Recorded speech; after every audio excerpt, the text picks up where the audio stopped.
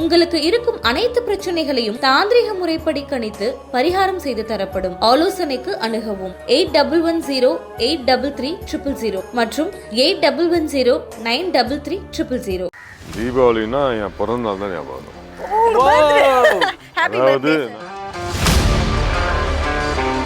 உனக்கு ஒரு ரவுண்ட் வேணும்னா நான் வேணா ஓட்டி காட்டுறேன். ஏய் இது ஏன் பைக்டா? ஓம் பைக்கா? கொஞ்சம் கிட்ட போய் அது வெடிச்சுமா வெடிக்காத அந்த பயம் இருக்கும்.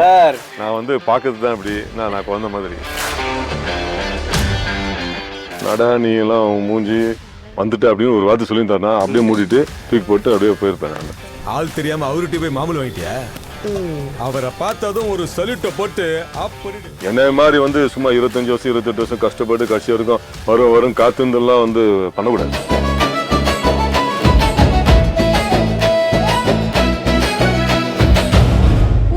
நேயர்களுக்கு தீபாவளி நல்வாழ்த்துக்கள். வருஷம் தீபாவளியை வெவ்வேறு விதமாக நம்ம செலிப்ரேட் பண்ணிட்டு தான் இருக்கோம். ஆனால் இந்த முறை நம்ம யூஸ்வலான வே இல்லாமல் டிஃப்ரெண்ட்டாக கொண்டாட போகிறோம். யுனைடெட் பீயிங் ஃபவுண்டேஷன்ஸ் மற்றும் புதுயுகமும் சேர்ந்து கழனி நேட்டிவ் ஃபார்மில் பசுமையான தீபாவளி கொண்டாட போகிறோம். பல்லுயிர்களோடு சேர்ந்து சுற்றுச்சூழலுக்கு எந்தவித தீங்கும் விளைவிக்காதபடி நம்ம ஒரு பசுமையான தீபாவளியை கொண்டாட போகிறோம். இப்போ ஒரு வீடுன்னு எடுத்துக்கிட்டால் யாராவது வந்தால் நமக்கு முன்னாடி ஒரு விஷயம் வரவேற்கும். அவங்கள என்னது? நம்ம வீட்டோட முற்றம் தான். அந்த முற்றத்தை அலங்கரிக்கும் போது நம்ம கோலம் போடுவோம், பூக்கோலம் போடுவோம். ஸோ இந்த மாதிரி நிறைய விஷயங்கள் நம்ம பண்ணுவோம். ஸோ நம்ம டீம் பூக்கோலம் போட்டுட்ருக்காங்க, அவங்களோட ஜாயின் பண்ணிக்கலாமா?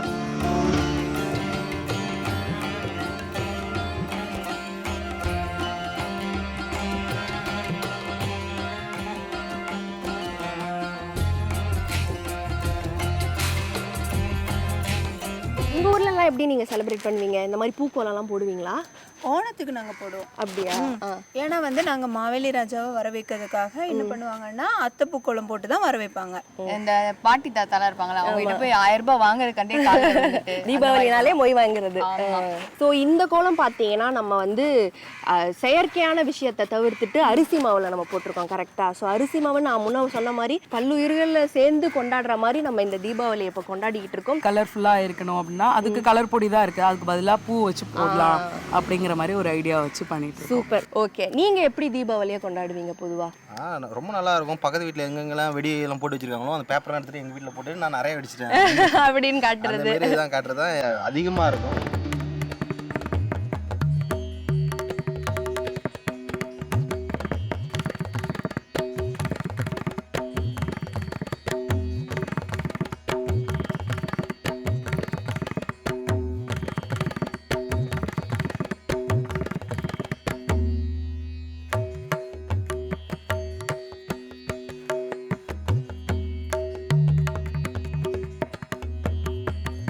இப்போ நம்ம கூட ஒரு ஸ்பெஷல் கெஸ்ட் வர போறாரு. ஸோ நம்ம என்ன பண்ண போறோம், கழனி நேட்டிவ் ஃபார்ம் வந்திருக்கோம். இயற்கையோட இயற்கையா அவருக்கு வந்து ஒரு ஸ்பெஷலான பொக்கே ரெடி பண்ண போறோம், 2 டீமா பிரிஞ்சு.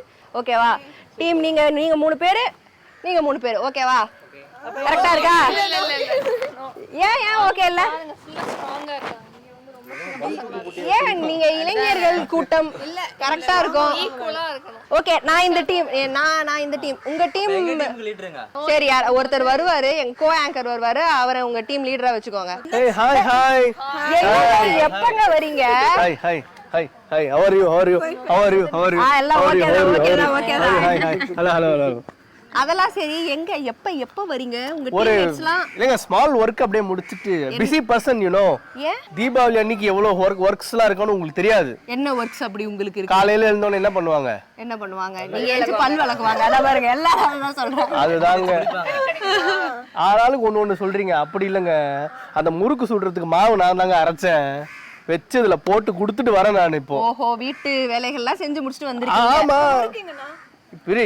வச்சிருக்கேன் நானு. உடனே முறுக்கு வரணும்னா எப்படி? அங்க எப்படி நீங்க வேலை செஞ்சீங்களோ அதே போல இங்கேயும் வேலை செய்ய போறீங்க. உங்க டீமை வந்து வழி நடத்த போறீங்க. வழி நடத்தணுமா? ஸ்பெஷல் கெஸ்ட் வர போறாங்க, பொக்கே ரெடி பண்ண போறோம், இயற்கை பொக்கே ரெடி பண்ண போறோம் நம்ம இந்த ஃபார்ம்ல. ஓகேவா? ஆமா, நீங்க தான் அந்த டீம். ஹீரோயின் எல்லாம் வராங்களா? அது வந்து நீங்க பார்த்தா நீங்களே. இல்லங்க, பொக்கே வழக்கமா பெண்கள் தானே கொடுப்பாங்க, அதனால கேட்டேன். ஏன் ஆண்களுக்கு கொடுக்க கூடாதா?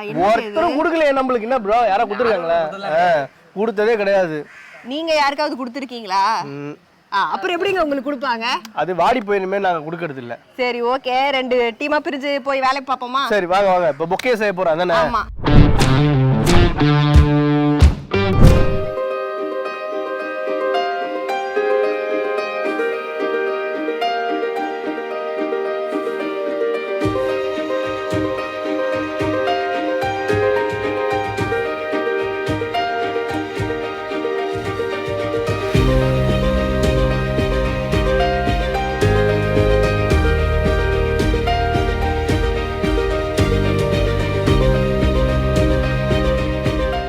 கரெக்டா பிடிச்சிக்கோங்க லெஃப்டிங்க நீங்க பிடிச்சிக்கோங்க கரெக்டா வரணும் இப்போ ஆஹா கீழே விடுங்க இப்போ ரைட் ஹேண்ட் மேல சூப்பர் வந்துச்சு அவ்வளவுதான் இந்த மரத்தை ஒரு வாட்டி எடுத்துக்கோங்க இது காலியாடுன்னு நினைக்கிறேன் ஃபுல்லா ராக்கெட்டா எல்லாம் ராக்கெட் விட்டுருவாங்க இப்போ இதுல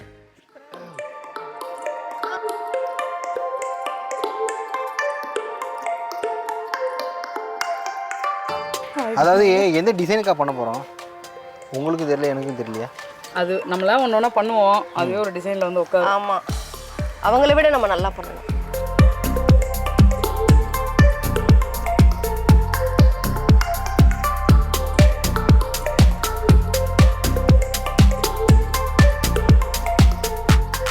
ஓகே வெற்றிகரமா எங்களுக்கு கொடுத்த டாஸ்கை நாங்க முடிச்சிட்டோம். எப்படி இருக்கு பாருங்க நீங்களே.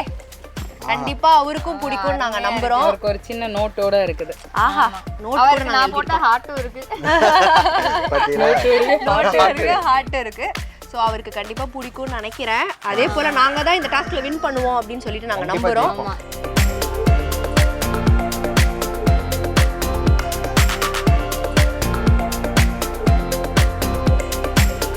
ஓகே இப்போ நம்ம பேஸ் ரெடி பண்ணிருக்கோம்ல. இது பார்க்க வந்து கிளியோபட்ரா அந்த கிரீடம் மாதிரி இருக்குல்ல இந்த மாதிரி இருக்கு.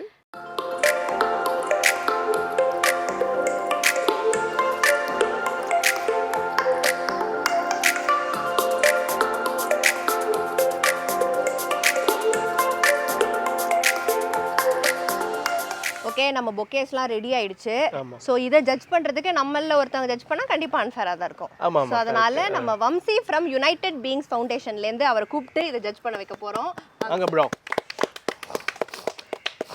இது கொஞ்சம் நல்லா இருக்கிற மாதிரி தெரியுது பாருங்க. ஆமா நீங்க இப்பதானே சொன்னேன் அன்ஃபேரா இருக்கும் இருப்பா. நம்ம இங்க we are trying to promote sustainability. So இதில் வந்து செலோ டேப் அதெல்லாம் நிறைய டேப்பு அதெல்லாம் யூஸ் பண்ணதுனால பட் ஏன் இதுவும் நல்லா இருக்கு. இட்ஸ் வெரி குட் பட் இதோட இது கொஞ்சம் பெட்டராக இருக்கு.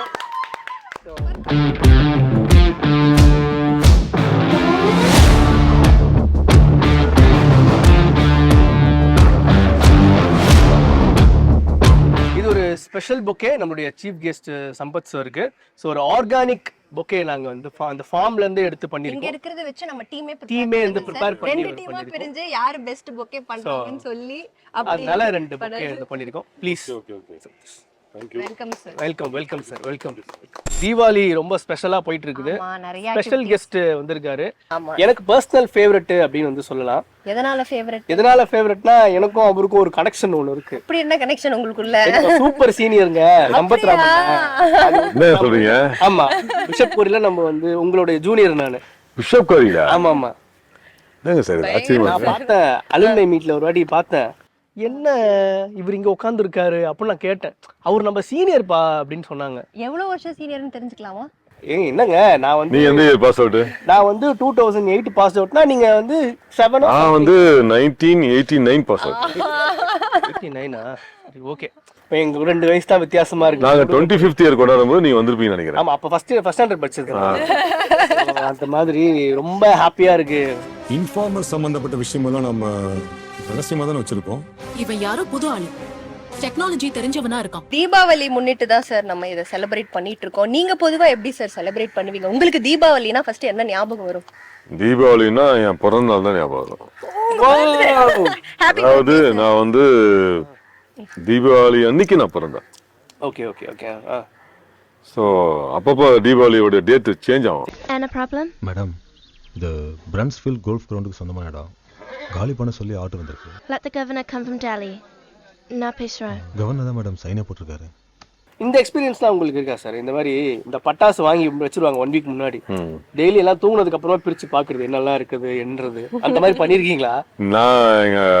நான் வந்து பட்டாசு வெடி இதுல கொஞ்சம் பயம். ஏன்னா கொஞ்சம் கிட்ட போய் அது வெடிச்சுமா வெடிக்காதா அந்த பயம் இருக்கும் சார். அதாவது உணர்ச்சிவசப்படாதீங்க. நான் வந்து பாக்குறது தான் இப்படி நான் குழந்தை மாதிரி. இதெல்லாம் இந்த நீங்க சொன்னதெல்லாம் எங்க அண்ணன் தான் பண்ணுவாரு. எங்க அண்ணன் தான் பட்டாசுனா அவ்வளவு. எங்க வீட்டுல பட்டாசுனா ஃபர்ஸ்ட் எங்க அண்ணன் தான் வெடிப்பாரு. நம்ம வந்து சும்மா ஒரு சாஸ்திரத்துக்கு 2 பட்டாசு இல்லாட்டி அந்த சாட்டி சொல்லுவாங்கல்ல அதை வச்சுட்டு அப்படியே இது பண்ணா சுசுறுவத்தி இந்த பாம்பு அடிக்கிறதுலாம் எங்க அண்ணன் தான். சின்ன வயசுல ஜாட்டி சுத்தினவராங்க இவ்வளவு பெரிய வில்லன் வந்தாரு. புரிய மாட்டேது எனக்கு.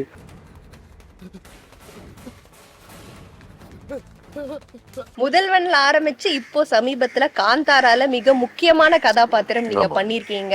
நிறைய பேர் இப்ப அந்த படத்தை அப்ரிஷியேட் பண்ணிட்டு இருக்காங்க. உங்களோட கேரக்டராக இருக்கட்டும் எல்லாத்தையுமே அப்ரிஷியேட் பண்ணிட்டு இருக்காங்க. அந்த பட அனுபவத்தை பத்தி சொல்லுங்க சார். இது வந்து இதுவும் ஒரு 20 வருஷம் ஜேர்னி அது ஆக்சுவலா. நான் முதல்ல 2004 நினைக்கிறேன். அப்போ வந்து முதல்ல ஒரு கன்னட படம் பண்றேன். அந்த படத்தோட பேரு சைனைட், தமிழ்ல குப்பின்னு வந்தது. அந்த படத்தோட சினிமாட்டோகிராஃபர் வந்து நம்ம ரத்னவேல் சார். அவர்கிட்ட நான் வந்து ஆல்ரெடி 2 படம் அவருடைய சினிமாட்டோகிராஃபில நான் ஒர்க் பண்ணியிருக்கேன். அந்த படம் எப்படி எடுத்தாங்கன்னா டைரக்டர் ஏஎம்ஆர் ரமேஷ் சார் தான் அதுக்கு இயக்குனர். அவர் வந்து அந்த ஒத்தகன் சிவராசன் தான் அவர் மாதிரியே இருக்கிற ஒரு ஆளை செலக்ட் பண்ணாங்க. அவர் வந்து யாருன்னா ரவிகாலே அப்படின்னு பாம்பே ஆர்டிஸ்ட். அவருக்கு அடுத்து சுரேஷ் மாஸ்டர்னு ஒரு கேரக்டர் இருக்கு. அவருக்கு மெயின் அசோசியேட் அவர் தான். அந்த கேரக்டரோட போட்டோ பார்த்துட்டு இது மாதிரியே ஒரு ஆளை தேடணும்னு சொல்லிட்டு தேடி பார்க்கும்போது நம்ம ரத்னவேல் சார் வந்து என்ன ரெஃபர் பண்ணாரு. அந்த டைரக்டர் என்னை செலக்ட் பண்ணி அந்த போட்டோ பார்த்தா கிட்டத்தட்ட என்ன மாதிரியே இருப்பாரு அவர். அதாவது என்னை செலக்ட் பண்ணாங்க. அப்படி செலக்ட் ஆகி நடிச்ச படம் தான் அந்த படம். அந்த படத்துல லாஸ்ட் ஏடியா வந்து சேர்ந்தவர் தான் ரிஷப் செட்டி சார். அவருக்கும் அது முதல் படம். அவருக்கு ஒரு முதல் படம் அசிஸ்டன்ட் டைரக்டரா. எனக்கு முதல் கன்னட படம். ஸோ நான் எப்பவுமே இந்த டைரக்ஷன் டிபார்ட்மெண்ட்ல ரொம்ப அந்யோன்யமாக பழகக்கூடிய ஒரு ஆள். எப்பவுமே டைரக்டர் தான் நமக்கு ஒரு லைஃப் கொடுக்க முடியும். அந்த டைரக்டர் தான் நம்ம கேரக்டர் வந்து உருவாக்குறாங்க. ஒரு கடவுள் போல பார்க்குற ஆள் நான். ஸோ அதான் டைரக்டரோட அசிஸ்டன்ஸ் இவங்களெல்லாம் வந்து நான் ரொம்ப மரியாதையாகவும் மதிப்பாகவும் ரொம்ப அன்பாகவும் பார்க்கக்கூடிய ஒரு ஆள். ஸோ அதான் அவர் பண்ணும்போது எல்லாருக்கூடையும் நான் வந்து நல்லா பழகக்கூடிய ஒரு சந்தர்ப்பம் ஏற்பட்டது. அவங்க சென்னைக்கு வந்து தான் போஸ்ட் ப்ரொடக்ஷன் பண்ணாங்க. போஸ்ட் ப்ரொடக்ஷன் ஒர்க் எல்லாமே சென்னையில் தான் நடந்தது. ஏன்னா ஆண்டனி சார் தான் எடிட்டரு. ஸோ சினிமாட்டோகிராஃபர் வந்து நம்ம Rathnavel sir. So post production எல்லாமே இங்கே தான் நடந்தது. அப்போ நான் டீனரில் தான் அவங்க வந்து தங்கி பண்ணாங்க. அப்போ நான் வந்து எனக்கு கல்யாணம் ஆனது என் மனைவியுடைய வீடு வந்து டி நகர். நான் வந்து வலசவாதத்தில் ஒரு 5 வருஷம் இருந்தேன். அதுக்கப்புறம் குழந்தைலாம் பிறந்த பிறகு நான் டீனர் வந்து செட்டில் ஆகிட்டேன். கிட்டத்தட்ட 18 வருஷம் டீனர் தான் இருந்தேன். என் வீட்டிலேருந்து வாக்கபிள் டிஸ்டன்ஸ் தான் அவங்க தங்கி இந்த ஹோட்டல். டெய்லி போவேன், பார்ப்பேன், வருவேன், அப்படி போவேன். எங்கேயாவது அவங்க புதுசு அப்போ சென்னைக்கு டைரக்டர் பழசு. ஆனால் அசிஸ்டன்ட் டைரக்டர் வந்து நம்ம ரிஷப் செட்டி சார் வந்து புதுசு. ஸோ இவங்கெல்லாம் கூப்பிட்டு எங்கேயா ஈவினிங் ஆனால் எங்கேயாவது டீ காஃபி சாப்பிட போவோம். ஒரு நாள் வந்து என் வீட்டுக்கே வந்து அவர் டிஃபன் சப்பாத்தியும் தக்காளி சட்னியும் சாப்பிட்டதா அவரே எனக்கு சொல்லி ஞாபகப்பட்டார் ஷூட்டிங் ஸ்பாட்ல. எனக்கு நான் மறந்துட்டேன் ஆக்சுவலா. அவர் வீட்டுக்கு வந்து என் ஞாபகம் இல்லை. ஃபர்ஸ்ட் டே நான் போறேன் ஷூட்டிங் லொக்கேஷனுக்கு. ஜெயராம் சார் எல்லாரும் இருக்கிறாங்க, மனைவி இருக்காங்க, எல்லாரும் இருக்காங்க. அப்போ ஜெயராம் சார்கிட்ட இன்ட்ரடியூஸ் பண்றாரு. Sir Sampath sir. சம்பத்தாம் தெரியாது எனக்கு. மாளிகைபுரத்துல எவ்வளவு பெரிய வில்லன்னு எங்க வீட்டுல எல்லாருமே அவருக்கு ஃபேனு. ஏஎம்ஆர் ரமேஷ் சார் வந்து அடுத்து வீரப்பன் அட்டகாசன்னு ஒரு படம் பண்றாரு கன்னடத்துல. அதுலயும் நான் வந்து சேத்துக்குழி கோவிந்தனா பண்ணேன். வீரப்பனா வந்து நம்ம கிஷோர் சார் பண்ணார். அப்போ அந்த படத்துல வந்து ஒரு ஏடியா ஒர்க் பண்றாரு. அதுல ஒரு கேரக்டரும் நடிக்கிறார். கட் பண்ணா காந்தாரா. அந்த படத்தை பார்த்துட்டு வியந்துட்டேன். இப்படி ஒரு பெர்ஃபார்மன்ஸ் கடைசி ஒரு மற்ற காட்சிகள்லாம் கூட எல்லா ஹீரோஸ் பண்ற மாதிரி தான் இருந்தது. இந்த 20 நிமிஷம் வந்து மிரட்டிட்டார் பட்டு.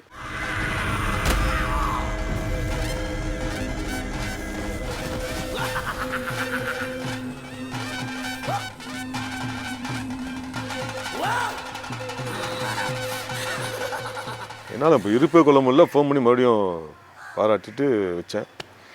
கட் பண்ணால் காந்தாரா சாப்டர் 1 படத்தோடைய இன்ட்ரோடக்ஷன் டீசர் ஒன்று வெளியிட்டாங்க முதல்ல. அதை பார்த்துட்டு ஸ்டன் ஆகிட்டேன். அப்படியே என்னடா நம்ம ரிஷப் செட்டி சார்கிட்ட இருந்து இப்படி ஒரு விஷயம் வெளியே வருது. அப்படி ஒரு மேஜிக்கான ஒரு சிஜி ஒர்க்கு பயங்கரமாக இருந்தது பார்க்குறதுக்கு. என்னால் சரி ஃபோன் பண்ணி டிஸ்டர்ப் பண்ணுவான். இன்னைக்கு ரிஷப் செட்டி சார்ன்றது காந்தாரா படத்தோட வெற்றிக்கு அப்புறம் எங்கேயோ போயிடுச்சு, இந்திய லெவலில் பேசக்கூடிய ஒரு நபர் ஆகிட்டாரு. ஃபோன் பண்ணி டிஸ்டர்ப் பண்ணான்னு சொல்லிட்டு ஒரு மெசேஜ் மட்டும் போட்டேன். Hi sir, I just saw your Kantara chapter 1 introduction teaser. Really it is superb sir.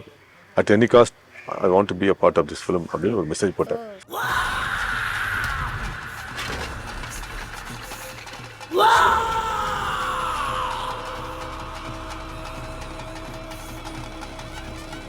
ஒரு 2 வாரத்துக்குலாம் அவரே என்ன கால் பண்ணாரு. நான் வந்து மெசேஜ் ரிப்ளை வரலையா, ஒரு மெசேஜ் கூட வரல, ரிப்ளை கூட வரல அப்படின்னு யோசிச்சிருந்தேன். அப்புறம் காலே பண்ணிட்டாரு. கால் பண்ணி மாஸ்டர் எப்படி இருக்கீங்க. அதே இன்னைக்கு அவர் எவ்வளவு பெரிய ஆளா இருந்தாலும் மாஸ்டர் எப்படி இருக்கீங்க அப்படின்னு சொல்லிட்டு அதே புன்முறோட அதே குழந்தை பேச்சோட அவர் எப்பவுமே அந்த மாதிரி தான். இப்ப நீங்க பாத்துருப்பீங்க நிறைய வீடியோஸ். அவர் எப்படி பேசுறாரோ அதுதான் 20 வருஷம் முன்னாடி பேசுறாரு, இப்பவும் பேசிட்டு இருக்காரு. ஸோ அது குணமே மாறாமல் பேசும்போது எனக்கு அவ்வளோ ஒரு இன்ப சந்தோஷம், அவ்வளோ இன்பமாக இருந்தது. மாஸ்டர் இந்த படத்தில் பண்ணுறோம் மாஸ்டர், நீங்கள் ஒரு ஆடிஷன் மட்டும் வந்துருங்க அப்படின்னு. அப்புறம் மேனேஜர் ஃபோன் பண்ணாங்க, இங்கேருந்து மேங்களூர் ஏர்போர்ட்லேருந்து குந்தாப்பூர் பை காரு போனேன். ரிட்டன் டிக்கெட்லாம் போட்டாங்க அன்றைக்கே. போனால் ஒரு 4 பக்கத்துக்கு டைப் பண்ண பேப்பரே 4 பேப்பர். ஓகே, கன்னட டைலாக் சொல்லி புரிய வச்சாங்க. அதெல்லாம் பார்த்து டைலாக் பார்த்துக்க மாஸ்டர், நீங்கள் ஓகேன்னா நம்ம ஆடிஷன் போகலாம். ஓகே, நீங்கள் ப்ராம்ப்டிங் கொடுப்பீங்களா சார் அப்படின்னு. ப்ராம்ப்டிங்கா மாஸ்டர், லைவ் விட்டு போய் மாஸ்டர், ப்ராம்ப்டிங்லாம் கிடையாது. என்ன சார் எப்படி சொல்கிறீங்க? நான் மலையாளத்துலாம் பண்ணியிருக்கேன், இதோட பெரிய டைலாக்லாம் பேசியிருக்கேன். அங்கே வந்து 2 லைன் 3 லைன்னா நானே மக்கப் பண்ணி பேசிடுவேன் சார். ரொம்ப லெங்க்தியாக என்ன ப்ராம்ப்டிங் கொடுப்பாங்க, நீங்கள் ப்ராம்ப்டிங் மட்டும் எத்தனை பக்கம்னா கொடுங்க, நான் பேசுகிறேன் சார். என்ன இல்லை மாஸ்டர், சாரி மாஸ்டர். இல்லை மாஸ்டர், ட்ரை பண்ணுங்க மாஸ்டர், வந்து பண்ணிடலாம் மாஸ்டர் அப்படின்னு. நாடா சொல்லிட்டு நானும் எவ்வளோ சந்தோஷமாக வந்தனோ அப்படியே கொஞ்சம் அப்படியே கம்மியாயிடுச்சு. சரி முட்டி மோதி பார்ப்போம்னு சொல்லிட்டு நானும் ஒரு ஹாஃப் டே பண்ணுறேன். அப்புறம் ஒரு டேக் போகுது, 2 டேக் போகுது, 3 டேக் போகுது. பாதியிலே ஸ்டக் ஆகுது. ஃப்ளைட் டிக்கெட் ரிட்டர்ன் போட்டாச்சு. அதனால் அப்புறம் அவரே வந்து சரி மாஸ்டர் நீங்கள் கிளம்புங்க சொல்கிறேன் அப்படின்னாரு. அதனால் சாரி சார், எவ்வளோ தூரம் நீங்கள் கூப்பிட்டு என்னால் பண்ண முடியாமல் போகுது, சாரி சார். இல்லை பரவாயில்ல மாஸ்டர் அப்படின்னு சொல்லிட்டு நானும் அப்படியே வருத்தத்தோடு அப்படியே திரும்ப சென்னை வரேன். ஒரு வாரம் கழிச்சு மேனேஜர் ஃபோன், ஃபர்ஸ்ட் லுக் இது லுக் டெஸ்ட் எடுக்கணும், வர முடியுமா அப்படின்னாரு. என்னடா அது, நம்ம இந்த படத்தில் இல்லைன்னு நினச்சோம், மறுபடியும் லுக் டெஸ்ட்டுக்காக கூப்பிட்றாங்கன்னு சொல்லிட்டு எனக்கு ஒரு இன்ப அதிர்ச்சி தான் அது. நான் வெளியே எதுவும் சொல்லிக்காமல் சரிங்க சார்னு சொன்னேன். அந்த டேட் சொன்னாங்க, அந்த டேட்டில் போனால் ஃபுல் பிளாக் மேக்கப், என் முகமே தெரியாத அளவுக்கு ஃபுல் பிளாக் மேக்கப். என்னடா அது, கண்ணாடியை பார்த்தோன்னே நம்மளும் தெரியுமா தெரியாதா அப்படின்ற ஒரு இதோட இருக்கேன். சரி ஓகே, நம்ம இவ்வளோ பெரிய படத்தில் நம்ம இல்லைன்னு நினச்சோம், மறுபடியும் கூப்பிட்டுருக்காங்களேன்ற ஒரு சந்தோஷத்தில் நானும் ஃபுல்லாக பண்ணிவிட்டு ஈவினிங் கிளம்பும்போது அந்த ஏடிக்கிட்ட கேட்டேன், என்ன சார் ஆடிஷன் பண்ணுமா அந்த கேரக்டரா இல்லை வேறு கேரக்டரா அப்படின்னு. இல்லை மாஸ்டர், அது வந்து நிறைய டைலாக் இருந்ததுனால அது லைவ் டப்பிங் என்னால் பண்ண முடியாதுன்னு சொல்லிட்டாங்க. உங்களுக்கு சார் வந்து உங்களுக்கு ஏதாச்சும் ஒரு கேரக்டர் கொடுத்தே ஆகணும் அப்படின்ற ஒரு எண்ணத்தில் இதை கொடுத்துருக்காரு. இதுவும் நல்ல கேரக்டர் தான், நல்லா ரெஜிஸ்ட் ஆகும், டைலாக்ஸ் கம்மி ஆனால் நல்லா ரெஜிஸ்ட் ஆகும். சரி பரவாயில்ல, இது வந்ததுக்கும் சந்தோஷம் சொல்லிட்டு கிளம்பி வந்தேன். இப்போ டேட் வந்தது, டேட் போனோம், எல்லாம் நடித்தோம். இப்படி தான் வந்து இந்த படத்தில் நான் என்ட்ரியான கதை. இந்த ஈஸ்வர பூந்தோட்டத்துல வசிக்க எங்களுக்கும் இடம் கிடைக்குமா? அவங்க ஈஸ்வர பூந்தோட்டம்னு சொன்னப்பவே நாங்க சுதாரிச்சு இருந்திருக்கணும். அண்ட் உங்க ஃபிலிம் கேரியர் ஃபுல்லாவே நாங்க வந்து ஒரு ஸ்டெச் பார்த்தோம். நேற்று நைட்ல இருந்து காலைல வரைக்கும் ஃபுல் ஸ்டெச் நாங்க பார்த்தோம். நாங்களும் நிறைய படத்துல பார்த்துருக்கோம். ஒரு ரெஃபரன்ஸுக்கு பார்க்கும்போது நீங்க நடிச்ச பிச் பண்ண ஹீரோஸ் எல்லாமே பெரிய பெரிய ஹீரோஸ் கூட தான் பண்ணிருக்கீங்க. அவங்க வளர கூப்பிடுறாங்களா, சம்பத் ராம் சாரை கூப்பிடுங்க இந்த ரோலுக்கு, நாங்கள் வந்து தலை கூட பார்த்துட்டோம், தளபதி கூட பார்த்துட்டோம், ஸ்டெச்சாக ஃபுல்லாகவே தலையோட ஸ்டெச் அப்படியே நீங்கள் தான் ட்ராவல் பண்ணியிருக்கீங்க. அந்த எக்ஸ்பீரியன்ஸ் எப்படி? தினமும் 20-25 கம்பெனி ஏறி இறங்குவேன். 20-25 டைரக்டர் பார்ப்பேன், அசிஸ்டன்ட் டைரக்டர் பார்ப்பேன். அசிஸ்டன்ட் டைரக்டர்லாம் வந்து ஒரு டைரக்டர் வந்து நான் பண்ணுற SMS இதெல்லாம் பார்த்துட்டு, please don't torture me by sending SMS அப்படின்னு சொல்ற அளவுக்கு அவங்க டார்ச்சர் பண்ணிருக்கணும் பாத்துங்க. இந்த மாதிரி நான் வந்து தொடர்ந்து ஃபாலோ அப்லயே இருப்பேன். நான் இப்ப கொஞ்ச நேரம் சொன்னல, உங்க நம்பர் என் போன்ல வந்துச்சுன்னா நீ தப்பிக்கவே முடியாது சொன்னல, அந்த மாதிரிதான். சோ ஏன்னா நான் தொடர்ந்து டச்லயே இருக்கேன். அதனாலதான் வந்து சரி உனக்கு ஏதாவது கொடுப்போம்ன்றதுக்காக தான் வந்து இந்த உதவி இயக்குநர்களும் என் மேல அந்த ஒரு அன்பின் காரணமா இவன் எவ்வளவு தூரம் முயற்சி பண்றான்னு. அது என்னை பொறுத்த வரைக்கும் ஐம் நாட் கிரேட் பர்ஃபார்மர். என்னை விட பயங்கரமா பர்ஃபார்ம் பண்றவங்க நிறைய பேர் இருக்காங்க. இந்த உதாரணத்துக்கு இந்த காந்தாராவையும் நான் சேர்த்து தான் சொல்றேன். நான் ஃபர்ஸ்ட் செட்டுக்கு போகும்போது என்னை விட பயங்கரமா ஆகபாகுவா அப்படிப்பட்ட ஆர்டிஸ்ட்லாம் இருந்தாங்க. பட் நான் தலைவனா நிக்கிறேன், அவங்களாம் எனக்கு பின்னாடி நிக்கிறாங்க. மேபி பை எக்ஸ்பீரியன்ஸ் நான் அந்த கேரக்டர் கொடுத்துருக்கலாம். பிளஸ் டைரக்டர் வந்து எனக்கு அந்த நட்பின் காரணமா கொடுத்துருக்காரு, அவ்வளவுதான். ஸோ அதனால நான் ஃபாலோ பண்ணிட்டே இருக்கேன். எல்லா டைரக்டர் அசிஸ்டன்ட் டைரக்டர் ஃபாலோ பண்ணிட்டே இருக்கனால அவங்க டைரக்ஷன் டீம் தான் எனக்கு கொடுக்குறாங்க. மோகனையன்னு கொண்டாட்பிட்ரி வீரப்பா, இன்னொன்னு நானே சத்துருன்னு. எனக்கு ஆதி படத்துல ஒரு சீன் ஞாபகம் இருக்கு சார். விவேக் சார் சொல்லுவாரு, ஷூ தாண்டா ரிபோக்கு ஆனா நான் புறம்போக்கு அப்படின்னு. ஆக்சுவலா அந்த சீன்ல விவேக் சார் அடிக்கணும், நீங்க அடிக்க மாட்டீங்க, அப்படியே பார்த்துட்டு கம்முன்னு போயிருவீங்க. இன்னும் இந்த படத்துல இன்னும் அடிக்கவே இல்லைன்னு கட் பண்ணா இன்னொரு சீன்ல காருக்குள்ள போட்டு அடிப்பீங்க. சோ சார் அந்த மொமெண்ட்ல எப்படி சார் இருக்கும்? இல்ல அவரோட நடிக்கிறதே ஒரு ஜாலியான ஒரு மொமெண்ட் அது. விவேக் சார், ஆமா விவேக் சார் வந்து அவர் மட்டும் அடிக்க மாட்டாரு, கூட இருக்கவங்களும் அடிக்க வைப்பாரு. ஸோ இன்ஃபேக்ட் என்னைய வந்து நிறைய வில்லன் கூட வில்லனிக்கா அப்படிலாம் பார்த்துருப்பாங்கல்ல, எவ்வளோ பார்த்துருந்தாலும் அந்த 2 சீன் 2 படத்துல பண்ணியிருக்கேன். ஒன்று ஆதி, இன்னொன்று விஷால் சாரோடைய முதல் படமான செல்லமே. இந்த 2 படத்துலையுமே வந்து விவேக் சார் காம்பினேஷனு. அந்த 2 சீனுமே வந்து ரொம்ப செம்ம காமெடியாக இருக்கும். பட் நான் சீரியஸாக தான் பண்ணியிருப்பேன். பட் அவர் என்னை வச்சு அவர் காமெடி பண்ணியிருப்பாரு. அது வந்து அவ்வளோ அற்புதமாக மக்கள் எல்லாருக்கும் போய் ரீச் ஆச்சு. யாராவது எங்கேயாவது பார்த்துட்டு சார் நீங்கள் தானே அந்த சீனில் அடிச்சது அப்படின்னுவாங்க. சில பேர் வந்து நேரடியாகவே சார் நீங்கள் ஷேவ் பண்ண அஜித் குமார் மாதிரியே இருப்பீங்க சார் அப்படிலாம் வந்து நம்மளை கலாய்ப்பாங்க. ஸோ அதெல்லாம் வந்து இது நடந்தது காரணம் விவேக் சார் தான். நான் எப்போ அந்த மலையாள படம் மோகன்லால் சார் படம் முதல்ல ஜனகன் அப்படிங்கிற ஒரு திரைப்படத்தில் முக்கிய கதாபாத்திரமா முக்கிய வில்லனா பண்ணணும், அதுக்கப்புறம் தான் எனக்கு ஒரு கான்ஃபிடென்ட் லெவலே அதிகமாச்சு.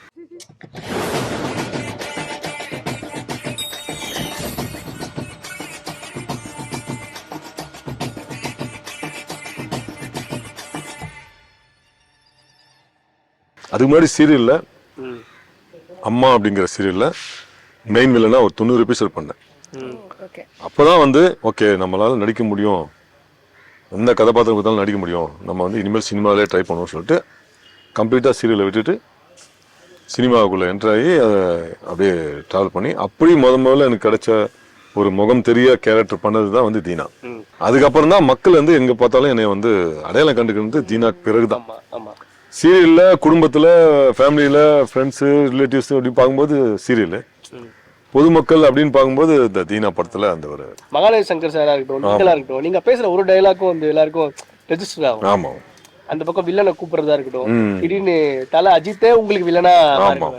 ரெண்டாவது முதல்ல அந்த படத்துல அஜித் சார் கூட நடிக்கணும்னு தெரிஞ்ச பிறகு மொதல் ஷாட்டே வந்து திரும்பி அஜித் சார் கூட இந்த பக்கம் மகாநதி சங்கர்னா இந்த பக்கம் நான் அப்படி நடந்து வருவோம். ஜின்னுக்கு ஜின்னுக்கு ஜின்ன ஜின்னா, அதுதான் முதல்ல ஃபர்ஸ்ட் ஷாட்டே அதுதான்.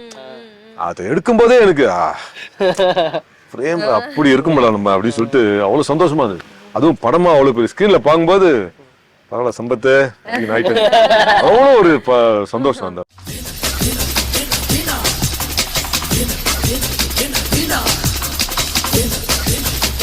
நீங்களாம் ஸ்வீட் சாப்பிடுவீங்களா? எப்படி சாப்பிடுவீங்க? நல்லாவே சாப்பிடுவோம் சார். சும்மா எத்தனை சாப்பிடுவீங்க ஒரு வாட்டி சாப்பிட்டா?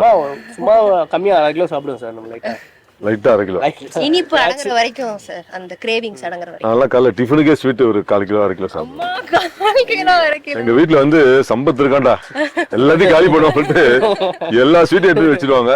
அதனால தைரியமா வச்சுட்டு போவாங்க. நான் தான் எல்லா ஸ்வீட்டும் காலி பண்ணுவேன் வீட்டுல. எது சார் பிரியப்பட்டு சாப்பிடுவீங்க? காஜு கத்திலி, எல்லாத்த விட அதை விட முக்கியம் வந்து குலோப் ஜாமுன். நான் குழந்தையில இருந்தே வந்து குலோப் ஜாமுன் வந்து கிலோ கணக்குல சாப்பிடறாங்க. குலோப் ஜாமுன் அப்புறம் அந்த சாறு, இது ரெண்டுமே மிக்ஸ் பண்ணி சாப்பிட்றதுல ஒரு டேஸ்ட் இருக்கு பாருங்க. அது அவ்வளவு இனிப்பா இருக்கும், அவ்வளவு சுவையா இருக்கும். இப்போ எங்க அத்தையுடைய அந்த குலோப் ஜாமுன் மாதிரி நீங்க எவ்வளவு பெரிய ஸ்டார் ஹோட்டல்ல போய் சாப்பிட்டாலும் அந்த கிடைக்காது. சோ அந்த அளவுக்கு எனக்கு ரொம்ப பிடிக்கும். அந்த கண்டுபிடிச்சிட்ட முருகதா, சூப்பர் சார். கண்டிப்பா அந்த குழந்தைய லோக்கல் பஸ்ல தான் வச்சிருக்கானுங்க, விளங்கிடும். தினமும் வண்ணாரப்பேட்டில இருந்து ஸ்கூலுக்கு ஒரு 1.5 கிலோமீட்டர் இருக்கும், நடந்து தான் போவேன். அப்போ ராபின்சன் பார்க், பிளே கிரவுண்ட் இருக்கு. அங்க போகும்போது பார்த்துட்டே போனோம்னா அங்க பாஸ்கெட் பால் ஆடிட்டே இருப்பாங்க. எனக்கு தினமும் நடந்து தான் போவேன். அப்போ ஒரு நாள் இன்ட்ரெஸ்ட் வந்து உள்ள போய் அப்படியே போட ஆரம்பிச்சு அந்த 8th படிக்கும்போது வந்து நான் வந்து பாஸ்கெட் பால் ஆட ஆரம்பிச்சிட்டேன். ஸோ அதுக்கப்புறம் தினமும் போய் விளையாடி நான் ஒரு பிளேயராக ஆகி நான் 11th படிக்கும்போது Madras district junior basketball டீமுக்கு செலக்ட் ஆகி நான் ரெப்ரசன்ட் பண்ணி ஆடி இருக்கேன். அதுக்கப்புறம் காலேஜ் வந்து ஸ்போர்ட்ஸ் கோட்டாவில் எய்ம் ஜெயின் காலேஜ் சேர்ந்து அதில் வந்து காலேஜோட பாஸ்கெட் பால் டீமுக்காக விளையாடினேன். பல டோர்னமெண்ட் போய் ஆடி இருக்கேன். ஃபைனல் இயர் படிக்கும்போது மெட்ராஸ் யூனிவர்சிட்டிக்கு நான் ரெப்ரசன்ட் பண்ணி அதாவது செலக்ட் ஆகி நான் ரெப்ரசன்ட் பண்ணியிருக்கேன். ஸோ பாஸ்கெட் பால் மூலிமா அடுத்த அப்பாயின்மெண்ட் வாங்கிட்டு ஒரு ஐசிஎஃப்ஓ ரயில்வேஸோ இப்படி போகணுன்ற எண்ணம் தான் எனக்கு இருந்தது. அந்த சமயத்தில் வந்து எங்கள் அப்பாவுக்கு பேரலிசிஸ் ஸ்ட்ரோக் வந்ததுனால நான் கட்டாயப்படுத்தி வியாபாரத்துக்குள்ளே போக வேண்டிய ஒரு கட்டாயம் ஏற்படுது. அதனால் பாஸ்கெட் பால் கொஞ்சம் ஒரு பிரேக் ஆகிப்போச்சு எனக்கு. அன்ஃபார்ச்சுனேட்லி 2 வருஷத்துல எங்கள் அப்பாவும் கிளம்பிட்டாரு. என் பிஸ்னஸ்லேயும் இருக்க முடியல, பாஸ்கெட் பால் விடவும் முடியல. மறுபடியும் பாஸ்கெட் பால் அப்பாயின்மெண்ட்டுக்காக தேடி அலைஞ்சி பார்க்கும்போது இட் வாஸ் டூ லேட். ஏன்னா எப்பவுமே அப்பாயின்மெண்ட்ன்றது கரண்ட்ல யார் யூனிவர்சிட்டி வாங்கியிருக்காங்க, கரண்ட்ல யார் ஸ்டேட் வாங்கியிருக்காங்க, இப்படி பார்த்து தான் அப்பாயின்மெண்ட்டே போடுவாங்க. நம்ம 2 இயர்ஸ் தள்ளி போனதுனால எனக்கு அப்பாயின்மெண்ட் கிடைக்கல. மறுபடியும் எனக்கு வியாபாரத்துக்கும் போகிறதுக்கு விருப்பம் இல்லை. அப்போ நான் வந்து ஒரு தனியார் வங்கியுடைய கிரெடிட் கார்டு கலெக்ஷன் எக்ஸிக்யூட்டிவாக ஒர்க் பண்ண போயிட்டேன். ஒரு 2-3 இயர்ஸ் ஒர்க் பண்ணிகிட்டே இருக்கேன். அப்போ வீட்டில் வந்து ஒரு சின்ன மனஸ்தாபம் ஏற்பட்டு வீட்டு விட்டு வெளியே வந்து மவுண்ட் ரோடில் ஒரு மேன்ஷனில் ஒரு 250 ரூபா வாடகைக்கு ரூம் எடுத்து நானும் ஒரு ஃப்ரெண்டோட ரூமில் நான் தங்கியிருக்கேன். ஸோ அங்கே தங்கி இருக்கும்போது தான் கோயம்புத்தூரில் ஒரு ஃப்ரெண்டோடைய என்னோட ஸ்கூல்மேட்டோடைய மேரேஜுக்காக போகிறோம் எல்லா ஃப்ரெண்ட்ஸும். அந்த கோயம்புத்தூர் அந்த மேரேஜ் முடிச்சுட்டு ஊட்டிக்கு போகலாம்னு சொல்லிட்டு ஒரு வேன் பேசிட்டு போகிறோம். இங்கேருந்து ட்ரெயினில் போகிறோம் கோயம்புத்தூருக்கு, அங்கேருந்து வேனில் போகிறோம். போகிற வழியில் மாசாணி அம்மன் கோவில் ஒன்று இருக்குது, எல்லாரும் பார்த்துட்டு போகலாம்னு சொன்னதுனால பார்த்துட்டு அப்படியே வெளியே வரோம். கைரேகை ஜோஷியம் அப்படின்னு போட்டு போட்டது. என் ஃப்ரெண்டு ஒருத்தன், நிறைய பேர் இருந்தாங்க, ஒரு 5 பேர் போயிருந்தோம். என் ஃப்ரெண்டு பிரகாஷ் ராயபுர பையன், அவன் வந்து டே நீ வீட்டு விட்டு வெளியே வந்து கஷ்டப்படுற, நீ வந்து எப்படி இருக்குன்னு பார்த்து போகலான்டான்னு விளையாட்டுக்கு தான் சொன்னாங்க. நானும் வந்து இல்லைடா பசங்களாம் வெயிட் பண்ணுறாங்க போகலான்டான்ற அவன் கேட்கல. வெளுக்காட்டாயமாக உட்கார வச்சிட்டான். அந்த சாமியாரை வந்தார், பார்த்துட்டு அப்போ தான் குளிச்சுட்டு வந்தார். இருப்பா ஒரு 10 நிமிஷம் பூஜை பண்ணிட்டு வந்துடுற அப்படின்னு. அப்பவும் சொல்கிறேன், டே வாடா போயிடலாம், பசங்களாம் வெயிட் பண்ணுறாங்கடா, திட்டுவாங்கடா அப்படின்னா கேட்கவே இல்லாமல் அவர் சாமியார் வந்தார், கையை காமிச்சேன். பார்த்துட்டு நீங்கள் ஒரு நடிகரா அப்படின்னாரு. சாமி நமக்கும் அதுக்கும் சம்மந்தம் இல்லை, நான் படம் பார்க்கறதோட சரி, நான் எனக்கு எதுக்கும் அதுக்கும் ரொம்ப தூரம் அப்படின்னேன். இல்லை இல்லை நீங்கள் நடிக்கிறீங்க, நடிகர் ஆகுறீங்க அப்படின்னு அவர் சொல்லிட்டாரா. இந்த பையன் அவர் கேட்டானா மற்ற பசங்கள்லாம் சொல்லி கலாய்ச்சி ஊட்டிக்கு போயிட்டு நாங்கள் விதவிதமாக அதில் ஒரு அப்போல்லாம் செல்ஃபோன்லாம் கிடையாது, அப்போ வந்து கேமரா வச்சு விதவிதமாக ஃபோட்டோ ஷூட்லாம் பண்ணி சென்னைக்கு வந்து அதை பிரிண்ட் போட்டு ஆஹா சூப்பராக இருக்கிறாடி, நீ பெரிய ஹீரோ ஆகலாம், பெரிய வில்லன் ஆகலாம் சொல்லிட்டு பசங்களாம் உசுப்பு பேத்தி. அதில் ஒரு பையன் வந்து குமரவேல், அவனுடைய எனக்கு அவன் ஸ்கூல்மேட்டு, அவனுக்கு காலேஜ் மேட் வந்து வசந்த பாலன் டைரக்டர். ஸோ அதனால என் ஃப்ரெண்டு வந்து சங்கர் சார் அசிஸ்டன்ட். அப்போ அவர் வந்து சங்கர் சார் அசோசியேட் ஒர்க் பண்ணுறாரு. என் ஃப்ரெண்டு வந்து சங்கர் சார் அசிஸ்டன்ட். நான் வந்து அவர்கிட்ட இன்ட்ரடியூஸ் பண்ணுறேன், நீ சினிமாவில் என்ட்ரி ஆகலாண்டா, ஒன்றும் பிரச்சனை இல்லை, நீ கவலைப்படாது அப்படின்னா. அவன் சொல்லிட்டு அவன் ஐடியில் ஒர்க் பண்ணுறான், ஹைதராபாத்தில் அவன் போயிட்டான். நான் வந்து அப்படியே ஒர்க் பண்ணுறேன், டே எப்படா வருவான் சொல்லி அப்பப்போ ஃபோன் பண்ணி வச்சு எப்படா வர வச்சு இப்படியே 6 மாதம் ஓட்டிட்டான் அவன். அதுக்கப்புறம் ஒரு நாளுக்கு என் தொல்லை தாங்க முடியாமல் வந்து என்னை கூட்டின்னு போயிட்டு சாலிகாமில், அப்போ அவர் பேச்சுலராக தங்கியிருக்காரு வசந்தபாலன் சார், அவர்கிட்ட போய் இன்ட்ரோடியூஸ் பண்ணி, அப்போ அவர் வந்து அவரோட நண்பர் பரணின்னு அவர் ரூம்மேட்டு, அவர் வந்து ஆக்சுவலாக இன்னைக்கு கேமராமேனாக ஒரு பெரிய டைரக்டராக ஹைதராபாத்தில் இருக்காரு. அவரை வச்சு அப்புறம் ஒரு ஸ்டில் ஃபோட்டோகிராஃபர் ராஜ்பாபு அப்படின்னு அவர்கிட்ட கூட்டு போய் இன்ட்ரோடியூஸ் பண்ணி இவரை கூட்டின்னு போய் ஸ்டில் எடுத்துவாங்க அப்படின்னு ஆரம்பிச்சார். நான் நினைச்சாச்சு ஓகே ஸ்டில்லாம் எடுத்து அவரே நம்மளை பெரிய நடிகை ஆக்கிடுவாரு அப்படின்னு நினைச்சிட்டு சந்தோஷமா போயிட்டு சென்னையில சிட்டி ஃபுல்லா சென்ட்ரல் கிட்ட ஒரு வயசானவங்க ரோட்ல இட்லி வித்துட்டு இருப்பாங்க, அங்க வந்து லுங்கியோட ஒரு கர்ப்பிணியோட போயிட்டு அங்க சாப்பிடாம மாதிரி ஒரு ஸ்டில். அதுக்கப்புறம் அப்படியே பீச்சுக்கு வந்தா பீச்சில் போயிட்டு பீச்சில் ஒரு பொணம் அடிச்சுட்டு வந்தா எப்படி இருக்கும், பீச்சில் ஒரு பொணம் அடிச்சுட்டு வந்து ஓரமா கிடக்கு எப்படி இருக்கும், பேர் பாடியோட இருக்கும். அது ஒரு அப்படி ஒரு ஸ்டில். அப்புறம் ஸ்மார்ட்டா அழகா ட்ரெஸ் மாட்டிக்கிட்டு பீச் ரோட்ல அப்படியே அழகா நடந்து வர மாதிரி அது இப்படி விதமா ஸ்டில் எடுத்து. அந்த காலகட்டத்தில் பாத்தீங்கன்னா எந்த கம்பெனிக்கு போனாலும் ப்ரொடியூசர்ஸ் வந்து பெரிய ஆல்பம் ஒன்று ரெடி பண்ணி அந்த படத்தோடைய ஸ்டில்ஸை வச்சு இந்த டிஸ்ட்ரிபியூட்டர்ஸ்லாம் அதை காமிச்சு தான் வியாபாரமே பண்ணுவாங்க. இவ்வளவு ஆல்பம் வச்சிருப்பாங்க, எல்லா கம்பெனியும் அந்த இருக்கும், அதாவது அந்த படத்தோடைய ஸ்டில்ஸ் வச்சிருப்பாங்க. அப்பதான் டிஸ்ட்ரிபியூட்டர்ஸ்லாம் வந்தாங்கன்னா அதை காமிச்சு தான் வியாபாரமே பண்ணுவாங்க. அப்பெல்லாம் அந்த ப்ரீவியூ ஷோ போட்டு காமிச்சு படம் அந்த பிசினஸ் இருக்காங்க படத்துல. ஆமா, அந்த மாதிரி எனக்கு வந்து பெரிய ஆல்பம் ரெடி பண்ணி கொடுத்தாரு அந்த ஸ்டில் போட்டோகிராஃபர் ராஜ்பாபு. அந்த காலகட்டத்தில் பார்த்தீங்கன்னா எல்லாம் இவ்வளோன்னு தான் வச்சிருப்பாங்க ஆல்பம் போய் காமிக்கிறதுக்கு. நான் வந்து இவ்வளோ பெரிய ஆல்பத்தை போட்டு அதை வந்து நான் அப்போ தனியார் வங்கியோடைய ஒரு கிரெடிட் கார்டு எக்ஸிக்யூட்டிவ் ஒர்க் பண்ணியிருந்தேன் இல்லையா, அப்போ வந்து என்கிட்ட ஒரு பேக் இருக்கும் மார்க்கெட்டிங் பண்றது பேக். ஒரு பக்கம் கம்பெனி ஃபைல்ஸ் இருக்கும், இன்னொரு பக்கம் வந்து இவ்வளோ பெரிய ஆல்பம் இல்லை, அது உள்ள வச்சுட்டு அப்படியே கம்பெனியா சூட்கேஸ் மாதிரி வச்சுட்டு போவேன். ஒரு பில்டிங்ல வந்து என்னோட கிளைண்ட் இருப்பாங்க, கலெக்ஷன் பார்த்துட்டு நுங்கம்பாக்கத்தில். அது கீழே வந்தால் கிரவுண்ட் ஃப்ளோரில் சிவசக்தி மூவி மேக்கர்ஸ், அதுதான் நான் ஃபர்ஸ்ட் போன கம்பெனி. அங்கே போகிறேன், உள்ளே போகிறேன், எனக்கு பயம். சொன்னேன் இல்லையா, எனக்கு கொஞ்சம் கூச்சு பயந்தா ஃபண்டாஸ்டிக் அடிக்க மாட்டேன் நான். அப்போ பார்க்குறேன், மேலேருந்து கீழே வரேன், வந்துட்டு பார்க்குறேன் ஒரே கூட்டமாக இருக்குது, பரபரன்னு இருக்குது. அப்போது வந்து ஏதோ ஒரு படம் ஷூட்டிங் ஆரம்பிக்க போகிறாங்க. சரி இத்தனை பேர் மத்தியில் நம்ம அசிங்கப்பட்டோம்னா நம்ம எதாவது சொல்லிட்டாங்க வச்சுங்க, நீ எல்லாரும் மூஞ்சி நீ வந்து ஆல்பத்தை எடுத்து காமிச்சு நடிக்க வந்துட்டேன் அப்படின்னு சொல்லிட்டாங்கன்னா அசிங்கமாக இருக்கும்ல. அதனால் பார்த்தேன், சரி ஓகே போவேண்ணா அப்படின்னு சொல்லிட்டு போயிடுறேன். ஒரு 2 நாள் கழிச்சு வரேன், அதே கிளைண்ட்டை போய் பார்த்துட்டு மறுபடியும் கீழே வரேன், பார்க்குறேன் ஒரு 10 பேர் இருந்தாங்க. சரி இத்தனை பேர் இருக்காங்க, இத்தனை பேர் மத்தியில் நம்மளை அசிங்கப்பட்டாங்க நல்லா இருக்காது அப்படின்னு சொல்லிட்டு அப்படியே மறுபடியும் போகிறேன். இன்னொரு 1 வாரம் கழிச்சு வரேன், பார்க்குறேன் 2 பேர் உட்காந்துட்டாங்க. மேனேஜர் ஒருத்தர், ஒரு ஆஃபீஸ் பாய் ஒருத்தர். பரவாயில்ல அப்படி சொல்லி டை போட்டிருப்போம்ல, டை எடுத்து உள்ள விட்டுட்டு அவங்க வந்து மார்க்கெட்டிங் பண்ண வந்திருக்காங்க. என்ன அப்படின்னாங்க, என்ன என்ன அப்படின்னாங்க, இல்லை நான் அப்போ பயந்து, நான் ஆர்டிஸ்ட் சார், ஆல்பம் அப்படின்னு சொல்லிட்டு அப்படி அவரும் நான் பயப்படுறான்றது புரிஞ்சுட்டார். அவர் பேர் ஸ்ரீகாந்த், நீ ஒரு ப்ரொடியூசராக இருக்காரு. அவர் ஆல்பத்தை அப்படியே பார்த்தாரு. பார்த்துட்டு நல்லா இருக்கும், நல்லா வருவீங்க, சூப்பராக இருக்கு, நல்லா பண்ணுங்க, ட்ரை பண்ணுங்க, நல்லா வரலாம் அப்படின்னு சொல்லிட்டு வாழ்த்தி அனுப்பிச்சாரு. அன்னைக்கு அவரு நடா நீ எல்லாம் மூஞ்சி வந்துட்டு அப்படின்னு ஒரு வார்த்தை சொல்லியிருந்தாருன்னா அப்படியே மூடிட்டு தூக்கி போட்டு அப்படியே போயிருப்பேன் நான். ஏன்னா எனக்கு நான் சொன்னேன் இல்லையா, கொஞ்சம் பயந்த சுபாவம். நான் ஸ்டார்டிங்கே மாதிரி சொல்லியிருந்தாலும் நான் வந்து அப்படியே போயிருப்பேன். அவர் அன்னைக்கு உற்சாகம் கொடுத்து, நீங்கள் வந்து ஃபோட்டோஜெனிக் நல்லா இருக்கு, அற்புதமா இருக்கு அப்படின்னு சொல்லி அவர் என்னை வாழ்த்தி அனுப்பிச்சாரு. அதுக்கப்புறம் வசந்தபாலன் சார்கிட்ட போயிட்டு அந்த ஆல்பத்தெல்லாம் காமிக்கும் போது, அந்த வருஷம் ஒரு சினிமா டேரி வரும். அதில் வந்து எல்லாருடைய, ரஜினி சார்லேருந்து எல்லாருடைய ஃபோன் நம்பரு, ஃபோட்டோ எல்லாமே அதில் போட்டிருப்பாங்க. இன்றைக்கும் அது பிரபலமான ஒரு வெரைட்டி சினிமா டேரின்னு பேர். ஸோ அதில் நீங்கள் கொடுங்க அப்படின்னு சார் சொன்னார். அப்போ உங்களுக்கு வந்து நிறைய கான்டாக்ட்ஸ் வரும், பார்த்துட்டு கூப்பிடுவாங்க அப்படின்னு சொன்னார். என்னை மட்டுமே நம்பிட்டு இருந்தீங்கன்னா உங்களுக்கு நான் எப்போ படம் பண்ண எனக்கு தெரியாது, அதான் நீ அதில் கொடுங்க, விளம்பரம் கொடுங்க அப்படின்னாரு. சரி சொல்லிட்டு, அப்போது சார் நீங்களே செலக்ட் பண்ணி கொடுங்க சார் ஒரு ஃபோட்டோவை. அவர் எல்லாத்தையும் பார்த்துட்டு பீச்சில் பணமா ஒதுங்கி இருக்காம வச்சுட்டு இருந்ததுல, அது செலக்ட் பண்ணி இதை கொடுங்கன்னாரு. நான் உள்ளுக்குள்ள சார் நான் சும்மா அப்படி ஸ்டைல அழகா இருக்காம ஏதாவது சில்லு போட்டு சொல்லுவாருன்னு பார்த்தா அதை போட சொன்னாரு. எனக்கு அப்படியே மாதிரி ஷாக் ஆகி போச்சு. ஆனா உள்ளுக்குள்ள அப்படியே எப்படி சொல்றது, ஏன்னா டைரக்டர் சொல்றாரு நம்ம ஒன்றும் சொல்ல முடியாது. அவர் சொன்னார் அப்படிங்கிறதுக்காகவே அந்த சில்லு தான் வந்து அந்த புக்கில் இன்னைக்கும் அவங்க புக்கில் பார்த்தீங்கன்னா என்னோட சில்லு முதல்ல 1999 நினைக்கிறேன். அந்த வருஷத்தோட அந்த வெரைட்டி சினிமா டேரி புக்கில் என் ஃபோட்டோ அப்படி தான் இருக்கும். அதில் என் நம்பர்லாம் போட்டு இருக்கும். அது ரீசன் சொன்னார். அவர் சொன்ன ரீசன் வந்து கரெக்டு. வழக்கமாக வந்து அதில் பார்த்தீங்கன்னா ஒரு 2-3 ஸ்டில் இருக்கும். எல்லாரும் தேடுறவங்க வந்து அப்படியே பார்த்துட்டே போவாங்க, அப்படியே பார்த்துட்டே தான் போவாங்க. யாருன்னு ரொம்ப உன்னிப்பாக கவனிக்க மாட்டாங்க. ஆனா ஒரு பணமா ஒருத்த சிலுக்கு ஒத்துக்கான்ல, அது திரும்பி யாரா அவன் பார்ப்பாங்க. அதுதான் டைரக்டர். அந்த ரீசனுக்காக தான் நானும் அதை ஒத்துக்கிட்டு அதை வந்து கொடுத்தேன்.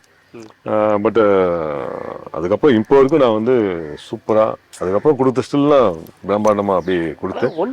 அப்படிதான் நான் வந்து சினிமாவில் என்ட்ரி ஆனது. முதல்ல கேமரா முன்னாடி நின்னது ஒரு சீரியல் தூர்தர்ஷன்ல எத்தனை மனிதர்கள் அப்படிங்கிற ஒரு சீரியல். நம்ம சிவகுமார் சார் தான் அதுல hero. 7th channel Narayan sir தான் வந்து ப்ரொடியூசரு. முதல்ல ஒரே நாள் நடித்தேன். 14 டேக். நம்மளே சொன்னேன் இல்லையா, கொஞ்சம் பயந்து சுபாவன்னு. கேமரா பார்த்தோன்னா அவ்வளோ பையன் எனக்கு. 14 டேக்கு ஒண்ணுமே சொல்ல அவரு. உண்மையிலே பாராட்டணும். அதான் சொல்லியிருந்தேன். அன்னைக்கு கூட அவர் ஏதாவது சொல்லியிருந்தாருன்னா நான் அப்படியே சினிமா விட்டு வேணாடா சொல்லிட்டு போயிருப்பேன். 14 டேக் போயும் நம்மளை வந்து பரவாயில்ல பண்ணுங்க, நல்லா பண்றீங்க அப்படி சொல்லி என்ன வேலை வாங்கி பண்ண வச்சார். ஏவிஎம் ஸ்டுடியோல தான் என்னோட முதல் படப்பிடிப்பு. ஆள் தெரியாம அவர்கிட்ட போய் மாமூல் வாங்கிட்டியா? அவரை பார்த்ததும் ஒரு சல்யூட்டை போட்டு ஆப் பண்ணிடு. நான் அதுக்கு நான் சல்யூட் பண்ணோம். முதல்வன் அப்படிங்கிற படம் சங்கர் சார் ஆரம்பிக்கிறாரு. ஆடிஷன் செலெக்ஷன் நடக்குது அப்படின்னு கேள்விப்பட்டு நான் வழக்கம் போல அந்த டைகத்தை உள்ள விட்டுட்டு நான் ஃபார்மல் பேண்ட் ஷர்ட்ல போறேன். சங்கர் சார் ஆஃபீஸ்க்கு முன்னாடி ஒரு 200-300 பேர் கூட்டம் முண்டி வச்சுட்டு யார் முன்னாடி போய் செலெக்ஷன் உள்ள போறதுக்கு முண்டி வச்சுட்டு நிக்கிறாங்க. அப்போ இளங்கண்ணன் சொல்லிட்டு அசோசியேட் டைரக்டர், அவரு தான் வந்து பின்னால ஒற்றன் அப்படிங்கிற திரைப்படத்தை இயக்குனாரு. அவர் எப்படியும் பார்த்துட்டு நான் கொஞ்சம் ஹைட்டுனால எல்லாம் முட்டி மோதிட்டு, நான் இந்த முட்டி மோதி போறது இதெல்லாம் கொஞ்சம் பழக்கம் இல்லை எனக்கு. அது ஹைட்டா இருந்ததுனால தம்பி நீங்க வாங்க அப்படின்னு ஃபர்ஸ்ட் எனக்கு தான் கூப்பிட்டாரு. அந்த முட்டி மோதினாலாம் வழி விட்டாங்க. நான் மட்டும் அப்படியே உள்ள போறேன். அதே மாதிரி ஒரு 10 பேரை செலக்ட் பண்ணி கொண்டு போயிட்டு சங்கர் சாருக்கு முன்னாடி 10 பேரை, நீங்க இந்த படத்தெல்லாம் பார்த்துருப்பீங்களா, ஜெயிலு போனா இன்ஸ்பெக்டர் இருப்பாரு, 10 பேரை வந்து இது பண்ணுவாங்க. அந்த மாதிரி 10 பேரை லைன்னா அப்படி நிக்க வச்சாரு. யாரு நம்ம சார், இல்ல இளங்கண்ணன் சார். சங்கர் சார் வந்தாரு. வந்து அப்படியே பார்த்துட்டு நீங்க வாங்க. அவரு என்னதான் ஃபர்ஸ்ட் கூப்பிட்டு ஓகே இவர் ஓகே அப்ப அது மாதிரி ஒரு 4-5 பேரை செலக்ட் பண்ணாரு. நான் கூட சங்கர் சாரே பார்த்து செலக்ட் பண்ணிட்டாரு. பெரிய லைஃப் நமக்கு வரப்போகுது அப்படின்னு சொல்லிட்டு பெருசா ஒரு மகிழ்ச்சியோட இருக்கேன். 2 வாரம் அவுட்டோர் அப்படின்னு சொன்னாங்க. Okay sir. அப்புறம் ஆஃபீஸில் போய் லீவ் கேட்டேன். Sir 2 weeks outdoor shooting sir. 2 வீக்ஸா? No either you quit the job அவரு குத்த ஷூட்டிங் அப்படின்னா ஓகே ஐ குத்த ஜாப் அப்படின்னு சொல்லிட்டு உடனே ரெசிக்னேஷன் லெட்டர் எழுதி கொடுத்துட்டு அப்புறம் பசங்களாம் என் கூட இருந்த பசங்களாம் ஏய் என்னடா சினிமாவை நம்பி வேலையை விட்ட வீட்டை விட்டு வெளியே வர வந்திருக்க தனியாக தங்கியிருக்க என்ன எப்படி இதெல்லாம் நடக்குமா என்னடா அப்படின்னா இல்லை சங்கர் சாரை பார்த்து என்ன செலக்ட் பண்ணிட்டாரு அப்படின்னு சொல்லிட்டு ரொம்ப கான்ஃபிடென்ட்டாக நான் வந்து இதாகி அப்புறம் அவுட்டோர் போகிறோம். தென்காசிலாம் ஷூட்டிங்கு போய் ஃபஸ்ட்டு இறங்குறோம். பல கனவுகளோட பரவாயில்ல அந்த காஸ்டியூம் போட்டோம்னா நமக்கு அப்படி அந்த இன்ஸ்பெக்டருக்கு அந்த ஒரு இது வந்துச்சு எனக்கு செம்ம லுக்குடா. கேமரா முன்னாடி நின்று பார்த்தா அப்படி கண்ணாடி முன்னாடி நின்று பார்த்தா பயங்கரமா இருக்கு. பயங்கர ஒரு சந்தோஷத்தோட அப்படி நிற்கிறேன். எனக்கு ஏதாவது பெரிய மேட்டர் இருக்கும் இந்த படத்தில் அப்படின்னு சொல்லிட்டு அப்படியே நிற்கிறேன். அப்புறம் ஒரு 1000 நீ படம் பார்த்துருப்பீங்க. ரகுவரன் சார் வந்து சிஎம்மா ஹீரோயினோட ஊருக்கு வருவாங்க. வரும்போது ஒரு 1000 பேர் க்ரௌடு ஃபுல் கூட்டம் அப்படியே அவர் பின்னாடி போவோம். அதில் ஒரு 100 போலீஸ் கான்ஸ்டபிள்ஸ் இருப்பாங்க, அவங்க வருவாங்க. அதில் ஒரு 10 எஸ்ஐ இருப்பாங்க. அந்த 10 எஸ்ஐ வந்து வரும்போ அப்படின்னு சொல்லிட்டு வருவாங்கல்ல. அது மாதிரி நான் எனக்கு பண்ண சொன்னாங்க. அப்படியே சரி இல்லை நம்ம பின்னாடி வருவோம் இப்போ சொல்கிறாங்க அப்புறம் பின்னாடி தான் வரும் அப்படின்னு நினச்சிட்டு அப்படின்ற 2 நாள் ஆச்சு 3 நாள் ஆச்சு. அப்புறம் கடைசி வரைக்கும் க்ரௌடு கண்ட்ரோல் பண்ணுறது தான் அந்த 2 வார ஷூட்டிங்லேயும் நமக்கு நடந்தது. உங்க ஜர்னி இவ்வளவு கஷ்டமா இருக்கு. இப்பெல்லாம் ஒரு ரீல்ஸை போட்டு சார் நான் ஆர்டிஸ்ட் தான் சார் சொல்லிடுறாங்க. இவ்வளோ பெரிய ஜர்னி. அதாவது உண்மையில சொல்றேன் அவங்க எல்லாம் நான் பாராட்டுறேன். என்ன மாதிரி வந்து சும்மா 25 வருஷம் 28 வருஷம் கஷ்டப்பட்டு கடைசி வரைக்கும் வரும் காத்துலாம் வந்து பண்ணக்கூடாது.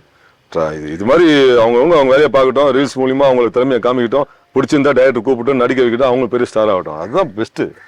எல்லாருமே என்ன மாதிரி இன்னொன்று சொல்லணும். நான் இந்த 25 வருஷத்துல எங்கள் அப்பா சொன்னல ஷில்பட்டு வச்சிருந்தாரு, சொந்த வீடுல இருந்தேன்னு சொல்லிட்டு ஊரில் நிலம்லாம் கூட வச்சிருந்தாரு. எல்லாமே வந்து சினிமாவுக்கு வந்த பிறகு ஒரு 2 மாதம் 3 மாதம் போவோம் ஷூட்டிங்கு, 4ஆம் மாதம் வேலை இருக்காது, 5 மாதம் பார்ப்போம், 6 மாதம் பார்ப்போம்.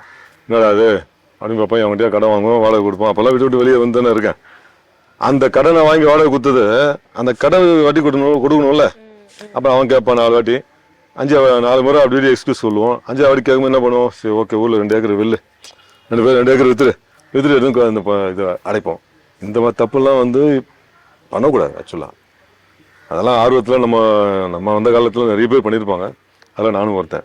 அதனால அது மாதிரி தப்பெல்லாம் இப்போ வர பண்ணக்கூடாது. அவங்க பண்ணுறது வரவே இருக்காது. இன்னைக்கு நம்ம சீஃப் கெஸ்ட் சம்பத்ராம் சார் வந்து அவருடைய ஜேர்னி ஃபுல்லாக ரொம்ப இன்ஸ்பைரிங்காக நம்மளுக்கு வந்து சொல்லியிருக்காரு. அந்த சொல்கிற விதம் இருக்குல்ல, அதுவே நம்மளை பயங்கரமாக இன்ஸ்பயர் பண்ணும். ஒரு கஷ்டமான ஒரு பெரிய ட்ராவலை தம்பி இப்படிலாம் வந்தால் இப்படிலாம் வர முடியும்ப்பா அப்படின்னு சொல்லியிருக்காரு.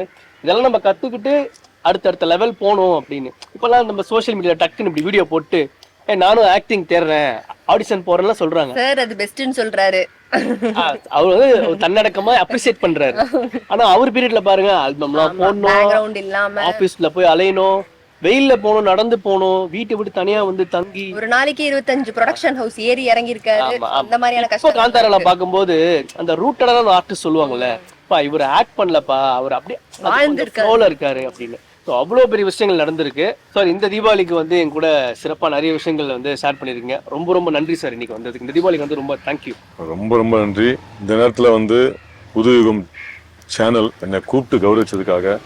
அது மட்டும் இல்லை, இப்போ உலகமே திரும்பி பார்க்குற அளவுக்கு ஒரு மிகப்பெரிய பிரம்மாண்டமான படமாக வந்து ஓடிக்கொண்டு இருக்கிற காந்தாரா திரைப்படத்தில் எனக்கு வாய்ப்பளித்த ரிஷப் செட்டி அவர்களுக்கும் என்னோட மனமார்ந்த நன்றியையும் தீபாவளி வாழ்த்துக்களையும் சொல்லிக்கிறேன். நன்றி. ஸோ சார் இவ்வளோ நேரம் எங்களுக்கு கூட டைம் ஸ்பெண்ட் பண்ணதுக்கு ரொம்ப ரொம்ப தேங்க்யூ. ஸோ ஒரு டோக்கன் ஆஃப் கிராட்டிடியூடா உங்களுக்கு ஒரு அன்பளிப்பா வந்து கோகுல் ஃப்ரம் கழனி நேட்டிவ் ஃபார்ம்ஸ்லேருந்து அவர் வந்திருக்காரு உங்களுக்கு அன்பளிப்பு வழங்குவதற்காக. Thank you sir. Thank you sir.